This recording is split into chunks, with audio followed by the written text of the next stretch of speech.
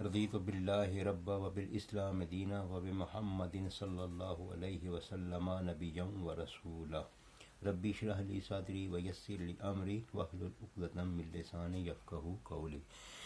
اما بعد فاعوذ باللہ من الشیطان الرجیم بسم اللہ الرحمن الرحیم ان اللہ وملائکتہ یصلون علی النبی یا ایھا الذین آمنوا صلوا علیہ وسلموا تسلیما الصلاۃ والسلام علیک یا سیدی یا رسول اللہ وعلی آلک واصحابک یا محبوب رب العالمین۔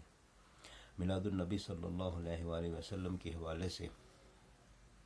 تھوڑی سی گفتگو کرنی ہے۔ تو سب سے پہلے اللہ تبارک و تعالیٰ آل عمران کی سورہ آیت نمبر 81 میں ارشاد فرماتا ہے، ترجمہ کچھ یوں ہے، اور یاد کرو جب اللہ نے پیغمبروں سے ان کا عہد لیا جو میں تم کو کتاب اور حکمت دوں، پھر تشریف لائے تمہارے پاس وہ رسول کہ تمہاری کتابوں کی تصدیق فرمائے، تو تم ضرور ضرور ان پر ایمان لانا اور ضرور ضرور ان کی مدد کرنا۔ اسی طرح ایک اور مقام پر سورہ انبیاء کی آیت نمبر 107 میں اللہ تبارک و تعالیٰ ارشاد فرماتا ہے، ترجمہ کچھ یوں ہے، اور ہم نے تمہیں تمام جہانوں کے لیے رحمت بنا کر بھیجا۔ مطلب ان دونوں آیات میں حضور علیہ الصلوۃ والسلام کی آمد کا اللہ تبارک و تعالیٰ کا بھیجنے نے اللہ تبارک و تعالیٰ نے بھیجنے کا ذکر فرمایا، حضور کی آمد کا تذکرہ فرمایا ہے۔ اسی طرح ایک حدیث پاک سماعت فرمائیں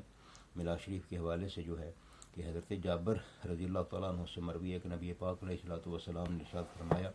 کہ مجھے 5 چیزیں ایسی عطا کی گئی ہیں جو مجھ سے پہلے کسی نبی اور رسول کو عطا نہیں کی گئی۔ ایک تو مجھ کو اس روب کے ذریعے نصرت عطا کی گئی ہے کہ جو 1 مہینے کی مسافت کی دوری پر اثر انداز ہوتا ہے۔ دوسرے یہ کہ ساری زمین کو میرے لیے مسجد اور پاک کرنے والی قرار دیا گیا ہے، چنانچہ میری امت کا ہر وہ شخص جہاں نماز کا وقت پائے نماز پڑھ لے۔ تیسرے یہ کہ میرے لیے مال غنیمت کو حلال قرار دیا گیا ہے اور جو مجھ سے پہلے کسی کے لیے حلال نہیں تھا۔ چوتھے مجھ کو شفاعت عظمیٰ یعنی شفاعت عامہ بھی اس کو کہا جاتا ہے کہ مرتبے پر فائز کیا گیا ہے۔ اور 5ویں مجھ سے پہلے ہر نبی کو خاص طور پر اپنی ہی قوم کی طرف بھیجا جاتا تھا، جبکہ مجھے روئے زمین کے تمام لوگوں کی طرف بھیجا گیا۔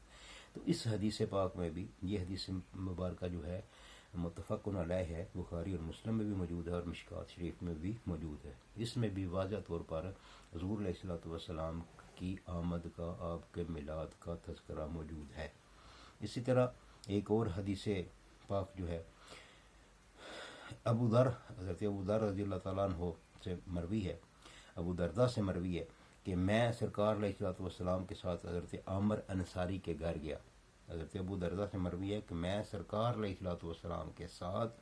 حضرت عامر انصاری کے گھر گیا تو وہ کیا دیکھتے ہیں وہاں کے، وہ اپنی اولاد کو حضور کی ولادت کے واقعات سنا رہے تھے اور کہہ رہے تھے کہ آج کا دن ہے سرکار کی ولادت کا۔ سرکار نے فرمایا، اللہ تعالیٰ نے تم لوگوں کے واسطے رحمت کا دروازہ کھول دیا ہے اور سب فرشتے تم لوگوں کے لیے دعائے مغفرت کر رہے ہیں۔ جو شخص تمہاری طرح واقعہ میلاد بیان کرے اس کو نجات ملے گی۔ ٹھیک ہے جی، یہ رضیۃ التنویر فی مورد سراج المنیر میں حدیث پاک موجود ہے کہ نبی پاک علیہ الصلوۃ والسلام کی آمد کا تذکرہ صحابہ کرام اپنے بچوں کو سکھاتے تھے، اور حضور علیہ الصلوۃ والسلام نے یہ سن کر ان میلاد کا ذکر کرنے والوں اور سننے والوں کے لیے کون سی خوشخبری اور بشارت دی ہے وہ آپ نے سماعت کر لی ہے حدیث پاک میں۔ اسی طرح یہ جو دوسری آیت ہے جس میں رحمت للعالمین کا ذکر ہے کہ ہم نے تمہیں تمام جہانوں کے لیے رحمت بنا کر بھیجا گیا ہے، تو اس رحمت سے مراد مومنوں پر تو ہے ہی، انسانوں پر تو ہے ہی، جانوروں پر تو ہے ہی، اللہ کے نافرمانوں پر بھی تو ہے ہی، لیکن اس رحمت کا حصہ شیطان کو بھی ملا ہے۔ علماء کرام نے اس حوالہ سے لکھا ہے کہ یہ رحمت للعالمین کا حصہ شیطان کو کس طرح ملا ہے کہ یہ حضور کی آمد کے صدقے، حضور کی آمد کے وسیلے سے شیطان کو بھی حصہ ملا ہے، اور مومنین پر کتنی اللہ تبارک و تعالیٰ کی رحمت ہوگی، اور بالخصوص ان پر جو محفل میلاد کا انعقاد کریں گے، اس پر خرچ کریں گے، اس ایسی محفل میں جائیں گے، ایسی محفل کا اہتمام وغیرہ کریں گے۔ تو وہ سماعت فرمائیں کہ شیطان پر اللہ تبارک و تعالیٰ نے جب سے اس کو مردود کیا تھا، ایک فرشتے کو مقرر کیا ہوا تھا، وہ اس کو ایک چھانٹا جو ہوتا ہے نا، وہ بریک سی چابک چمڑے کی بنی ہوئی، وہ اس کے پاس تھی، تو وہ سارا دن اس کو مارتا رہتا تھا، یہ اس پر مسلط تھا۔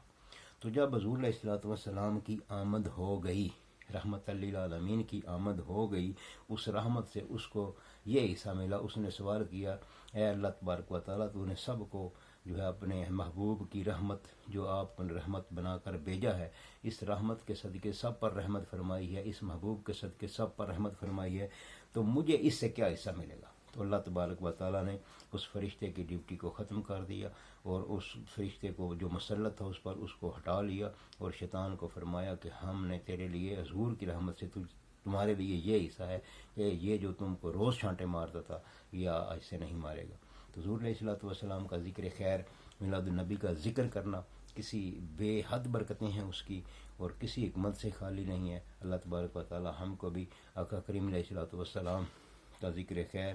میلاد شریف کی محفل کرنے اور ایسے ہی محفل میں جا کر سننے کی سعادت نصیب فرمائے۔ وآخر دعوانا ان الحمد للہ رب العالمین۔